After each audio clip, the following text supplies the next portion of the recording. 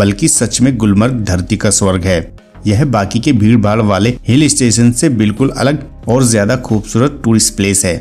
असली नेचर की ब्यूटी को एंजॉय करने वाले टूरिस्टों का सबसे फेवरेट प्लेस गुलमर्ग ही है। तो वीडियो में हम इस बेहद खूबसूरत हिल स्टेशन गुलमर्ग के बारे में जानेंगे।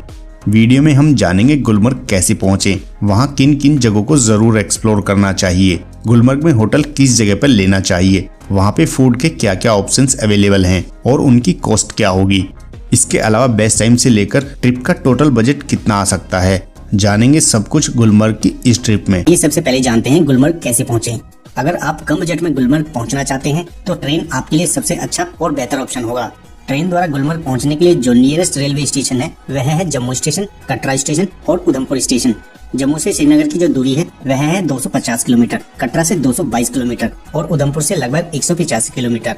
इन तीनों रेलवे स्टेशनों में से किसी भी एक स्टेशन पर पहुंचने के बाद श्रीनगर तक जाने के लिए आपको 3 ऑप्शंस मिलेंगे, जो है बस, शेयरिंग कैब या फिर प्राइवेट टैक्सी। यहाँ बस का किराया लगभग 600 से 700 रूपए और शेयरिंग सुमो या टेम्पो ट्रेवलर में पर सीट का प्राइस 1000 रूपए से 1200 रूपए अलग अलग सीजन के अकॉर्डिंग होता है। इसके अलावा अगर इन स्टेशनों में से डायरेक्ट श्रीनगर के लिए शेयरिंग सुमो या टेम्पो ट्रेवलर ना मिले तो बनिहाल तक जरूर मिल जाएंगे, जिनका टिकट प्राइस 300 रूपए से 500 रूपए के बीच होता है। बनिहाल तक जाने के बाद आपके पास 2 ऑप्शन होंगे, पहला तो वही शेयरिंग कैब और दूसरा ट्रेन। बनिहाल से श्रीनगर के लोकल ट्रेन की भी सुविधा है, जिसमें केवल 45 रूपए के टिकट प्राइस में आप बनिहाल से श्रीनगर पहुँच सकते हैं। और अगर आप कम समय में गुलमर्ग पहुंचना चाहते हैं तो फ्लाइट सबसे अच्छा ऑप्शन होगा। गुलमर्ग का सबसे nearest international airport Srinagar airport है। एयरपोर्ट पहुंचने के बाद श्रीनगर से गुलमर्ग तक 50 किलोमीटर की दूरी को आप बस और कैब द्वारा पूरी कर सकते हैं। फ्रेंड्स, श्रीनगर पहुंचने के बाद अपने टूर प्लान और टाइम शेड्यूल के अकॉर्डिंग आप होटल श्रीनगर या गुलमर्ग दोनों में से किसी भी जगह ले सकते हैं।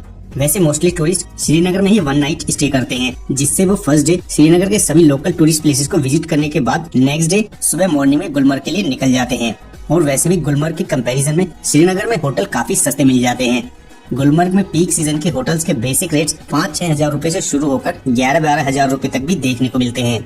अगर आपका बजट थोड़ा अच्छा है तो आपको 1 नाइट का स्टे गुलमर्ग में भी जरूर करना चाहिए। लेकिन इसके अपोजिट श्रीनगर में बजट होटल से लेकर लग्जरी हर रेंज के होटल्स अवेलेबल हैं, जिनका स्टार्टिंग प्राइस लगभग 1000-1500 रूपए से शुरू होकर लग्जरी होटल्स के लिए 5-6 हजार रूपए तक भी देखने को मिलता है।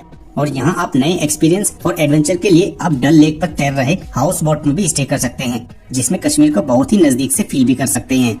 डल लेक हाउस बोट का जो किराया है वह 2000 रूपए से 5000 रूपए तक उस बोट की लोकेशन, सीजन और उसके फीचर्स के अकॉर्डिंग अलग अलग देखने को मिलता है। अब बात करें श्रीनगर से गुलमर्ग पहुँचने की, तो श्रीनगर से शेयरिंग कैब सबसे अच्छा ऑप्शन है। श्रीनगर से शेयरिंग कैब टंगमर तक जाती है, जिसका रेट 100 रूपए पर पर्सन होता है। कभी कभी ये शेयरिंग कैब्स श्रीनगर से 5 किलोमीटर दूर बटमालू से चलती है और बटमालू तक आप लोकल बस से 15 रूपए के टिकट में पहुंच सकते हैं।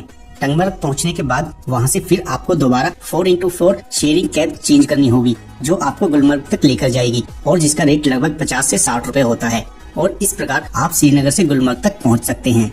और अगर बस से बात करें तो बस के कंपैरिजन में शेयरिंग कैब अच्छा और बेहतर ऑप्शन है, क्योंकि दोनों के बीच किराए में बहुत ज्यादा फर्क नहीं है और बस के चलने का टाइम भी फिक्स होता है और कई बार बस भी बदलनी पड़ती है, जिससे आपका बहुत ज्यादा टाइम ऐसे ही निकल जाता है। इसलिए sharing cab is the best choice. Finally Gulmarg पहुंचने के बाद आप यहाँ क्या क्या एक्सप्लोर कर सकते हैं और कौन कौन सी एक्टिविटीज को एंजॉय कर सकते हैं, तो गुलमर्ग के बहुत बड़े एरिया में फैली कई फुट बर्फ और स्नोफॉल यहाँ का मेन अट्रैक्शन है। न्यूली मैरिड कपल्स के लिए हनीमून सेलिब्रेट करने के लिए यह जगह काफी पॉपुलर है। यहाँ समर्स में जो एरिया फुल ऑफ ग्रीनरी से भरा होता है वो विंटर्स में पूरी तरह से स्नो से फुल हो जाता है, जो देखने में किसी जन्नत से कम नहीं लगता।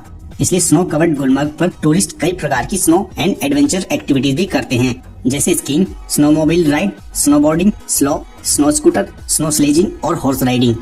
लेकिन इन सब एडवेंचर एक्टिविटीज के प्राइस काफी हाई होते हैं, तो इसलिए इन सब को करने के लिए आप अच्छे से बार्गेनिंग कर सकते हैं, जिसके बाद ये काफी अफोर्डेबल रेट्स में आपको करने के लिए मिल जाते हैं।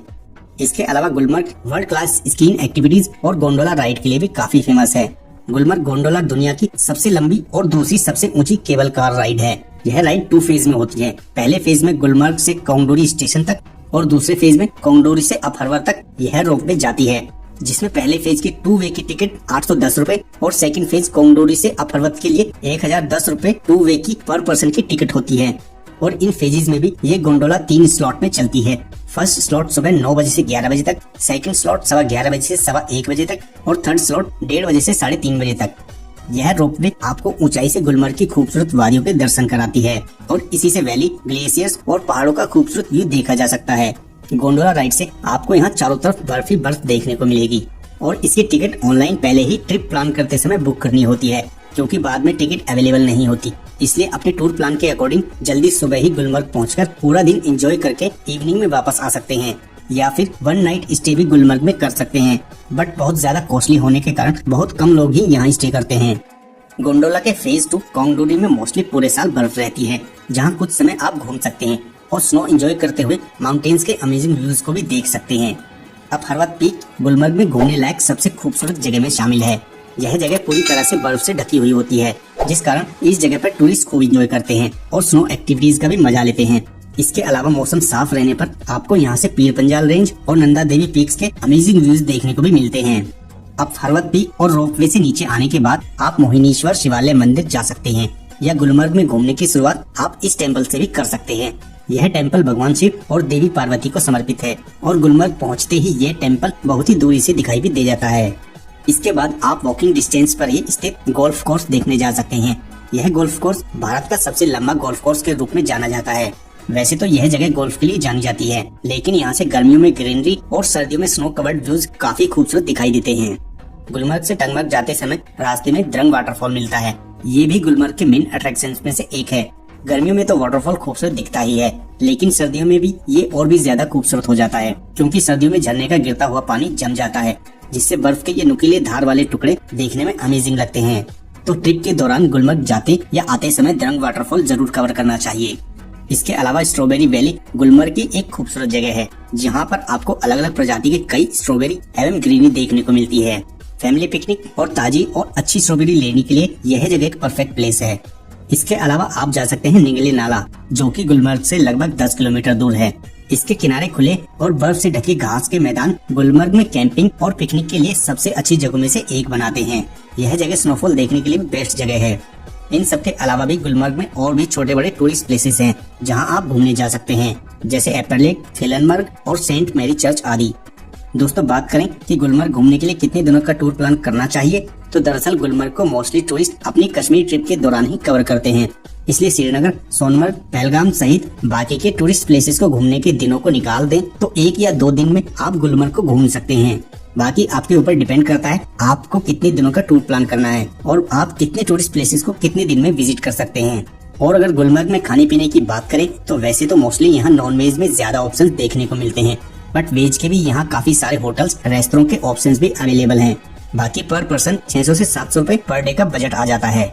अब बात करें सबसे बेस्ट टाइम क्या रहेगा गुलमर्ग घूमने के लिए, तो वैसे तो गुलमर्ग का मौसम साल भर ही अच्छा ही रहता है और आप साल में किसी भी समय यहाँ आ सकते हैं।